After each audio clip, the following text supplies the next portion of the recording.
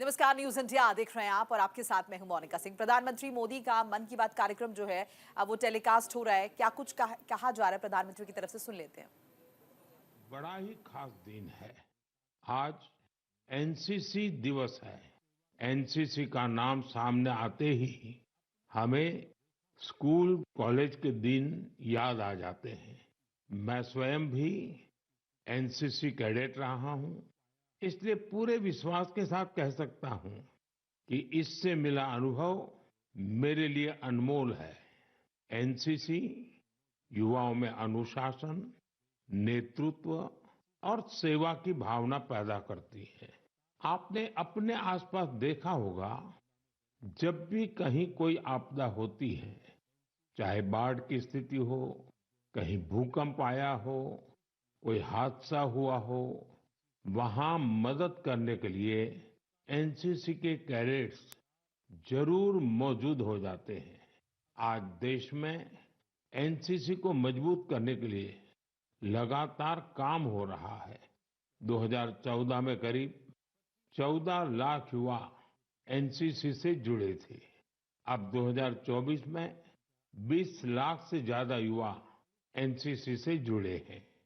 पहले के मुकाबले 5,000 और नए स्कूल कॉलेजों में अब एनसीसी की सुविधा हो गई है। और सबसे बड़ी बात, पहले एनसीसी में गर्ल्स कैडेट्स की संख्या करीब 25% के आसपास ही होती थी। अब एनसीसी में 25% के आसपास ही होती थी। अब एनसीसी में गर्ल्स कैडेट्स की संख्या करीब करीब 40% हो गई है। बॉर्डर किनारे रहने वाले युवाओं को ज्यादा से ज्यादा एनसीसी से जोड़ने का अभियान भी लगातार जारी है। मैं युवाओं से आग्रह करूंगा कि ज्यादा से ज्यादा संख्या में एनसीसी से जुड़े। आप देखिएगा, आप किसी भी कैरियर में जाए, एनसीसी से आप विकसित भारत के निर्माण में युवाओं का रोल बहुत बड़ा है। युवा मन जब एकजुट होकर देश की आगे की यात्रा के लिए मंथन करते हैं, चिंतन करते हैं, तो निश्चित रूप से इसके ठोस रास्ते निकलते हैं। आप जानते हैं, 12 जनवरी को स्वामी विवेकानंद जी की जयंती पर देश युवा दिवस मनाता है। अगले साल स्वामी विवेकानंद जी की 162वीं जयंती है। इस बार इसे बहुत खास तरीके से मनाया जाएगा। इस अवसर पर 11-12 जनवरी को दिल्ली के भारत मंडपम में युवा विचारों का महाकुंभ होने जा रहा है। और इस पहल का नाम है Viksit Bharat young leaders dialogue. Bharat भर से करोड़ों युवा इसमें भाग लेंगे। गांव, ब्लॉक, जिले, राज्य और वहां से निकलकर के चुने हुए ऐसे 2000 युवा भारत मंडपम में विकसित भारत यंग लीडर्स डायलॉग के लिए जुटेंगे। आपको याद होगा, मैंने लाल किले की प्राचीर से ऐसे युवाओं से राजनीति में आने का आह्वान किया है जिनके परिवार का कोई भी व्यक्ति और पूरे परिवार का पॉलिटिकल बैकग्राउंड नहीं है। ऐसे 1 लाख युवाओं को, नए युवाओं को राजनीति से जोड़ने के लिए देश में कई तरह के विशेष अभियान चलेंगे। विकसित भारत यंग लीडर्स डायलॉग भी ऐसा ही एक प्रयास है। इसमें देश और विदेश से एक्सपर्ट्स आएंगे, अनेक राष्ट्रीय और अंतर्राष्ट्रीय हस्तियां भी रहेगी। मैं भी इसमें ज्यादा से ज्यादा समय उपस्थित रहूंगा। युवाओं के सीधे हमारे सामने अपने आइडियाज को रखने का अवसर मिलेगा। देश इन आइडियाज को कैसे आगे लेकर जा सकता है, कैसे एक ठोस रोडमैप बन सकता है, इसका एक ब्लूप्रिंट तैयार किया जाएगा। तो आप भी तैयार हो जाइए। जो भारत के भविष्य का निर्माण करने वाले हैं, जो देश की भावी पीढ़ी है, उनके लिए ये बहुत बड़ा मौका आ रहा है। आइए मिलकर देश बनाएं, देश को विकसित बनाएं। मेरे प्यारे देशवासियों, मन की बात में हम अक्सर ऐसे युवाओं की चर्चा करते हैं जो निस्वार्थ भाव से समाज के लिए काम कर रहे हैं। ऐसे कितने ही युवा हैं जो लोगों की छोटी छोटी समस्याओं का समाधान निकालने में जुटे हैं। हम अपने आसपास देखें तो कितने ही लोग दिख जाते हैं जिन्हें किसी न किसी तरह की मदद चाहिए, कोई जानकारी चाहिए। मुझे ये जानकर अच्छा लगा, कुछ युवाओं ने समूह बनाकर इस तरह की बात को भी एड्रेस किया है। जैसे लखनऊ के रहने वाले वीरेंद्र हैं। वो बुजुर्गों को डिजिटल लाइफ सर्टिफिकेट के काम में मदद करते हैं। आप जानते हैं कि नियमों के मुताबिक सभी पेंशनर्स को साल में एक बार लाइफ सर्टिफिकेट जमा कराना होता है। 2014 तक इसकी प्रक्रिया यह थी, इसे बैंकों में जाकर बुजुर्ग को खुद जमा करना पड़ता था। आप कल्पना कर सकते हैं कि इससे हमारे बुजुर्गों को कितनी असुविधा होती थी। अब ये व्यवस्था बदल चुकी है। अब डिजिटल लाइफ सर्टिफिकेट देने से चीजें बहुत ही सरल हो गई हैं। बुजुर्गों को बैंक नहीं जाना पड़ता। बुजुर्गों को टेक्नोलॉजी की वजह से कोई दिक्कत ना आए, इसमें वीरेंद्र जैसे युवाओं की बड़ी भूमिका है। वो अपने क्षेत्र के बुजुर्गों को इसके बारे में जागरूक करते रहते हैं। इतना ही नहीं, वो बुजुर्गों को टैक्स सेवी भी बना रहे हैं।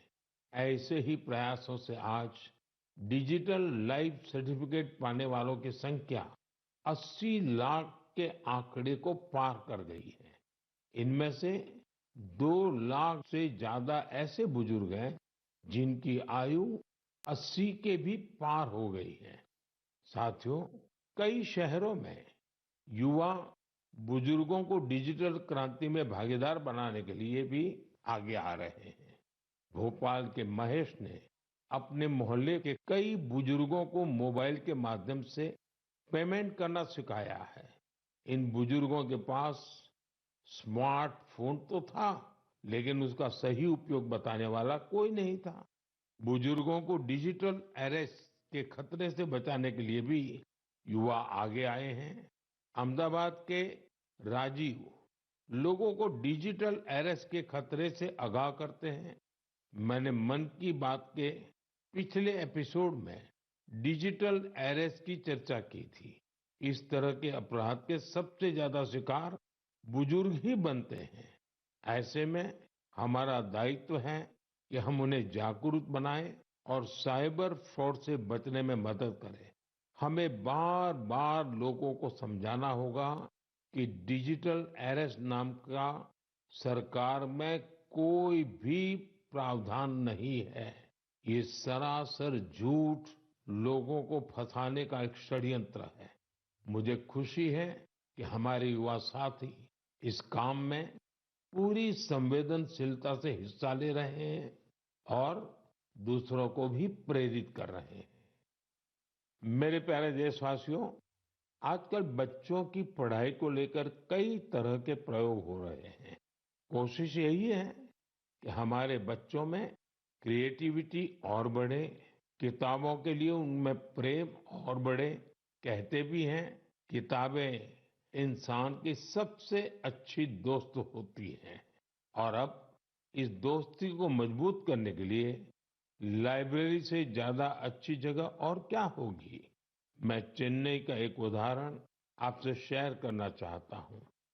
यहाँ बच्चों के लिए एक ऐसी लाइब्रेरी तैयार की गई है जो क्रिएटिविटी और लर्निंग का हब बन चुकी है। इसे प्रकृत अरिवगम के नाम से जाना जाता है। इस लाइब्रेरी का आइडिया टेक्नोलॉजी की दुनिया से जुड़े श्रीराम गोपालन जी की देन है। विदेश में अपने काम के दौरान वे लेटेस्ट टेक्नोलॉजी की दुनिया से जुड़े रहे, लेकिन वो बच्चों में पढ़ने और सीखने की आदत विकसित करने के बारे में भी सोचते रहे। भारत लौटकर उन्होंने प्रकृत अरिवगम को तैयार किया। इसमें 3000 से अधिक किताबें हैं जिन्हें पढ़ने के लिए बच्चों में होड़ लगी रहती है। किताबों के अलावा इस लाइब्रेरी में होने वाली कई तरह की एक्टिविटीज भी बच्चों को लुभाती हैं। स्टोरी टेलिंग सेशन हो, आर्ट वर्कशॉप्स हो, memory training classes, robotics lesson या फिर पब्लिक स्पीकिंग, यहाँ हर किसी के लिए कुछ न कुछ जरूर है जो उन्हें पसंद आता है। साथियों, हैदराबाद में फूड फॉर थॉट फाउंडेशन ने भी कई शानदार लाइब्रेरीज बनाई है। इनका भी प्रयास यही है कि बच्चों को ज्यादा से ज्यादा विषयों पर ठोस जानकारी के साथ पढ़ने के लिए किताबें मिले। बिहार में गोपालगंज के प्रयोग लाइब्रेरी की चर्चा तो आसपास के कई शहरों में होने लगी है। इस लाइब्रेरी से करीब 12 गांवों के युवाओं को किताबें पढ़ने की सुविधा मिलने लगी है। साथ ही ये लाइब्रेरी पढ़ाई में मदद करने वाली दूसरी जरूरी सुविधाएं भी उपलब्ध करा रही है। कुछ लाइब्रेरीज तो ऐसी हैं जो प्रतियोगी परीक्षाओं की तैयारी में स्टूडेंट्स के बहुत काम आ रही है। ये देखना वाकई बहुत सुखद है कि समाज को सशक्त बनाने में आज लाइब्रेरी का बेहतरीन उपयोग हो रहा है। आप भी किताबों से दोस्ती बढ़ाइए और देखिए कैसे आपके जीवन में बदलाव आता है। मेरे प्यारे देशवासियों, परसों रात ही मैं दक्षिण अमेरिका के देश गयाना से लौटा हूँ। भारत से हजारों किलोमीटर दूर गयाना में भी एक मिनी भारत बसता है। आज से लगभग 180 वर्ष पहले गयाना में भारत के लोगों को खेतों में मजदूरी के लिए, दूसरे कामों के लिए ले जाया गया था। आज गयाना में भारतीय मूल के लोग राजनीति, व्यापार, शिक्षा और संस्कृति के हर क्षेत्र में गयाना का नेतृत्व कर रहे हैं। गयाना के राष्ट्रपति डॉक्टर इरफान अली भी भारतीय मूल के हैं, जो अपनी भारतीय विरासत पर गर्व करते हैं। जब मैं गयाना में था, तभी मेरे मन में एक विचार आया था, जो मैं मन की बात में आपसे शेयर कर रहा हूँ। गयाना की तरह ही दुनिया के दर्जनों देशों में लाखों की संख्या में भारतीय हैं। दशकों पहले की, 200-300 साल पहले की उनके पूर्वजों की अपनी कहानियां हैं। क्या आप ऐसी कहानियों को खोज सकते हैं कि किस तरह भारतीय प्रवासियों ने अलग अलग देशों में अपनी पहचान बनाई, कैसे उन्होंने वहां की आजादी की लड़ाई के अंदर हिस्सा लिया, कैसे उन्होंने अपनी भारतीय विरासत को जीवित रखा। मैं चाहता हूं कि आप ऐसी सच्ची कहानियों को खोजें और मेरे साथ शेयर करें। आप इन कहानियों को नमो ऐप पर या माय गॉव पर हैशटैग इंडियन डायस्पोरा स्टोरीज के साथ भी शेयर कर सकते हैं। साथियों, आपको ओमान में चल रहा एक एक्स्ट्रा ऑर्डिनरी प्रोजेक्ट भी बहुत दिलचस्प लगेगा। अनेकों भारतीय परिवार कई शताब्दियों से ओमान में रह रहे हैं। इनमें से ज्यादातर गुजरात के कच्छ से जाकर बसे हैं। इन लोगों ने व्यापार के महत्वपूर्ण लिंक तैयार किए थे। आज भी उनके पास ओमानी नागरिकता है, लेकिन भारतीयता उनकी रग रग में बसी है। ओमान में भारतीय दूतावास और नेशनल आर्काइव्स ऑफ इंडिया के सहयोग से एक टीम ने इन परिवारों की हिस्ट्री को प्रिजर्व करने का काम शुरू किया है। इस अभियान के तहत अब तक हजारों डॉक्यूमेंट्स जुटाए जा चुके हैं। इनमें diary, account book, ledgers, letters और टेलीग्राम शामिल है। इनमें से कुछ दस्तावेज तो सन 1838 के भी हैं। ये दस्तावेज भावनाओं से भरे हुए हैं। बरसों पहले जब वो ओमान पहुंचे तो उन्होंने किस प्रकार का जीवन जिया, किस तरह के सुख दुख का सामना किया और ओमान के लोगों के साथ उनके संबंध कैसे आगे बढ़े, ये सब कुछ इन दस्तावेजों का हिस्सा है। ओरल हिस्ट्री प्रोजेक्ट ये भी इस मिशन का एक महत्वपूर्ण आधार है। इस मिशन में वहां के वरिष्ठ लोगों ने अपने अनुभव साझा किए हैं। लोगों ने वहां अपने रहन सहन से जुड़ी बातों को विस्तार से बताया है। साथियों, ऐसा ही एक ओरल हिस्ट्री प्रोजेक्ट भारत में भी हो रहा है।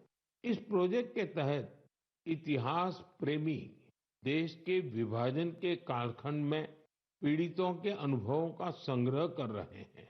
अब देश में ऐसे लोगों की संख्या कम ही बची है जिन्होंने विभाजन की विभीषिका को देखा है। ऐसे में यह प्रयास और ज्यादा महत्वपूर्ण हो गया है। साथियों, जो देश, जो स्थान अपने इतिहास को संजो कर रखता है, उसका भविष्य भी सुरक्षित रहता है। इसी सोच के साथ एक प्रयास हुआ है जिसमें गांवों के इतिहास को संजोने वाली एक डायरेक्टरी बनी है। समुद्री यात्रा के भारत के पुरातन सामर्थ्य से जुड़े साक्ष्यों को सहेजने का भी अभियान देश में चल रहा है। इस कड़ी में लोथल में एक बहुत बड़ा म्यूजियम भी बनाया जा रहा है। इसके अलावा आपके संज्ञान में कोई मैन्युस्क्रिप्ट हो, कोई ऐतिहासिक दस्तावेज हो, कोई हस्तलिखित प्रत हो, तो उसे भी आप नेशनल आर्काइव्स ऑफ इंडिया की मदद से सहेज सकते हैं। साथियों, मुझे स्लोवाकिया में हो रहे ऐसे ही एक और प्रयास के बारे में पता चला है जो हमारी संस्कृति को संरक्षित करने और उसे आगे बढ़ाने से जुड़ा है।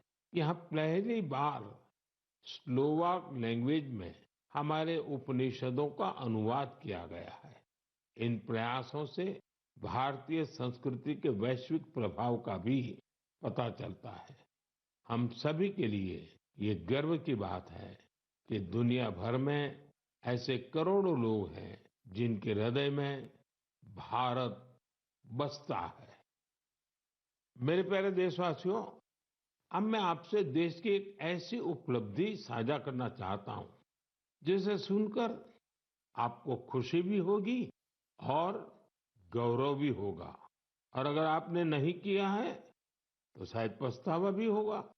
कुछ महीने पहले हमने एक पेड़ माँ के नाम अभियान शुरू किया था। इस अभियान में देश भर के लोगों ने बहुत उत्साह से हिस्सा लिया। मुझे ये बताते हुए बहुत खुशी हो रही है कि इस अभियान ने 100 करोड़ पेड़ लगाने का अहम पड़ाव पार कर लिया है। 100 करोड़ पेड़, वो भी सिर्फ 5 महीनों में। ये हमारे देशवासियों के अथक प्रयासों से ही संभव हुआ है। इससे जुड़ी एक और बात जानकर आपको गर्व होगा। एक पेड़ माँ के नाम अभियान अब दुनिया के दूसरे देशों में भी फैल रहा है। जब मैं गयाना में था तो वहां भी इस अभियान का साक्षी बना। वहां मेरे साथ गयाना के राष्ट्रपति डॉक्टर इरफान अली, उनकी पत्नी की माताजी और परिवार के बाकी सदस्य एक पेड़ माँ के नाम अभियान में शामिल हुए। साथियों, देश के अलग अलग हिस्सों में ये अभियान लगातार चल रहा है। मध्य प्रदेश के इंदौर में एक पेड़ माँ के नाम अभियान के तहत पेड़ लगाने का रिकॉर्ड बना है। यहाँ 24 घंटे में 12 लाख से ज्यादा पेड़ लगाए गए। इस अभियान की वजह से इंदौर की रेवती हिल्स के बंजर इलाके अब ग्रीन जोन में बदल जाएंगे। राजस्थान के जैसलमेर में इस अभियान के द्वारा एक अनोखा रिकॉर्ड बना। यहाँ महिलाओं की एक टीम ने 1 घंटे में 25,000 पेड़ लगाए। माताओं ने माँ के नाम पेड़ लगाया और दूसरों को भी प्रेरित किया। यहाँ एक ही जगह पर 5,000 से ज्यादा लोगों ने मिलकर पेड़ लगाए। ये भी अपने आप में एक रिकॉर्ड है। एक पेड़ माँ के नाम अभियान के तहत कई सामाजिक संस्थाएं स्थानीय जरूरतों के हिसाब से पेड़ लगा रही है। उनका प्रयास है कि जहां पेड़ लगाए जाएं, वहां पर्यावरण के अनुकूल पूरा इकोसिस्टम डेवलप हो। इसलिए ये संस्थाएं कहीं औषधीय पौधे लगा रही हैं, तो कहीं चिड़ियों का बसेरा बनाने के लिए पेड़ लगा रही है। बिहार में जीविका सेल्फ हेल्प ग्रुप की महिलाओं ने 75 लाख पेड़ लगाने का अभियान चला रही है। इन महिलाओं का फोकस फल वाले पेड़ों पर है, जिससे आने वाले समय में आय भी की जा सके। साथियों, इस अभियान से जुड़कर कोई भी व्यक्ति अपनी माँ के नाम पर पेड़ लगा सकता है। अगर माँ साथ है तो उन्हें साथ लेकर आप पेड़ लगा सकते हैं। नहीं तो उनकी तस्वीर साथ में लेकर आप इस अभियान का हिस्सा बन सकते हैं। पेड़ के साथ आप अपनी सेल्फी भी mygov.in पर पोस्ट कर सकते हैं। माँ हम सबके लिए जो करती है, हम उनका ऋण कभी नहीं चुका सकते, लेकिन एक पेड़ माँ के नाम लगाकर हम उनकी उपस्थिति को हमेशा के लिए जीवंत बना सकते हैं। मेरे प्यारे देशवासियों, आप सभी लोगों ने बचपन में गोरैया या स्पैरो को अपने घर की छत पर, पेड़ों पर चहकते हुए जरूर देखा होगा। गोरैया को तमिल और मलयालम में कुरुवी, तेलुगु में पिच्चुका और कन्नड़ा में गुब्बी के नाम से जाना जाता है। हर भाषा, संस्कृति में गोरैया को लेकर किस्से कहानी सुनाए जाते हैं। हमारे आसपास बायोडायवर्सिटी को बनाए रखने में गोरैया का एक बहुत महत्वपूर्ण योगदान होता है। लेकिन आज शहरों में बड़ी मुश्किल से गोरैया दिखती है। बढ़ते शहरीकरण की वजह से गोरैया हमसे दूर चली गई है। आज की पीढ़ी के ऐसे बहुत से बच्चे हैं जिन्होंने गोरैया को सिर्फ तस्वीरों या वीडियो में देखा है। ऐसे बच्चों के जीवन में इस प्यारी पक्षी की वापसी के लिए कुछ अनोखे प्रयास हो रहे हैं। चेन्नई के कुडुगल ट्रस्ट ने गोरैया की आबादी बढ़ाने के लिए स्कूल के बच्चों को अपने अभियान में शामिल किया है। संस्थान के लोग स्कूलों में जाकर बच्चों को बताते हैं कि गोरैया रोजमर्रा के जीवन में कितनी महत्वपूर्ण है। ये संस्थान बच्चों को गोरैया का घोंसला बनाने की ट्रेनिंग देते हैं। इसके लिए संस्थान के लोगों ने बच्चों को लकड़ी का एक छोटा सा घर बनाना सिखाया। इसमें गोरैया को रहने खाने का इंतजाम किया। ये ऐसे घर होते हैं जिन्हें किसी भी इमारत की बाहरी दीवार पर या पेड़ पर लगाया जा सकता है। बच्चों ने इस अभियान में उत्साह के साथ हिस्सा लिया और गोरैया के लिए बड़ी संख्या में घोंसला बनाना शुरू कर दिया। पिछले 4 वर्षों में संस्था ने गोरैया के लिए ऐसे 10,000 घोंसले तैयार किए हैं। कुडुगल ट्रस्ट की इस पहल से आसपास के इलाकों में गोरैया की आबादी बढ़नी शुरू हो गई है। आप भी अपने आसपास ऐसे प्रयास करेंगे तो निश्चित तौर पर गोरैया फिर से हमारे जीवन का हिस्सा बन जाएगी। साथियों, कर्नाटका के मैसूरू की एक संस्था ने बच्चों के लिए अर्ली बर्ड नाम का अभियान शुरू किया है। ये संस्था बच्चों को पक्षियों के बारे में बताने के लिए खास तरह की लाइब्रेरी चलाती है। इतना ही नहीं, बच्चों में प्रकृति के प्रति जिम्मेदारी का भाव पैदा करने के लिए नेचर एजुकेशन किट तैयार किया है। इस किट में बच्चों के लिए story book, games, activity sheets और जिगसॉ पजल्स हैं। ये संस्था शहर के बच्चों को गांवों में लेकर जाती है और उन्हें पक्षियों के बारे में बताती है। इस संस्था के प्रयासों की वजह से बच्चे पक्षियों की अनेक प्रजातियों को पहचानने लगे हैं। मन की बात के श्रोता भी इस तरह के प्रयास से बच्चों में अपने आसपास को देखने, समझने का अलग नजरिया विकसित कर सकते हैं। मेरे प्यारे देशवासियों, आपने देखा होगा, जैसे ही कोई कहता है सरकारी दफ्तर, तो आपके मन में फाइलों के ढेर की तस्वीर बन जाती है। आपने फिल्मों में भी ऐसा ही कुछ देखा होगा। सरकारी दफ्तरों में इन फाइलों के ढेर पर कितने ही मजाक बनते रहते हैं, कितनी ही कहानियां लिखी जा चुकी है। बरसों बरस तक ये फाइलें ऑफिस में पड़े पड़े धूल से भर जाती थी, वहां गंदगी होने लगती थी। ऐसी दशकों पुरानी फाइलों और स्क्रैप को हटाने के लिए एक विशेष स्वच्छता अभियान चलाया गया। आपको ये जानकर खुशी होगी कि सरकारी विभागों में इस अभियान के अद्भुत परिणाम सामने आए हैं। साफ सफाई से दफ्तरों में काफी जगह खाली हो गई है। इससे दफ्तर में काम करने वालों में एक ओनरशिप का भाव भी आया है। अपने काम करने की जगह को स्वच्छ रखने की गंभीरता भी उनमें आई है। साथियों, आपने अक्सर बड़े बुजुर्गों को कहते सुना होगा कि जहाँ स्वच्छता होती है, वहाँ लक्ष्मी जी का वास होता है। हमारे यहाँ कचरे से कंचन का विचार बहुत पुराना है। देश के कई हिस्सों में युवा बेकार समझे जाने वाली चीजों को लेकर कचरे से कंचन बना रहे हैं, तरह तरह के इनोवेशन कर रहे हैं। इससे वो पैसे कमा रहे हैं, रोजगार के साधन विकसित कर रहे हैं। ये युवा अपने प्रयासों से सस्टेनेबल लाइफस्टाइल को बड़ी बढ़ावा दे रहे हैं। मुंबई की दो बेटियां का ये प्रयास वाकई बहुत प्रेरक है। अक्षरा और प्रकृति नाम की ये दो बेटियां कतरन से फैशन के सामान बना रही है। आप भी जानते हैं, कपड़ों की कटाई सिलाई के दौरान जो कतरन निकलती है, इसे बेकार समझकर फेंक दिया जाता है।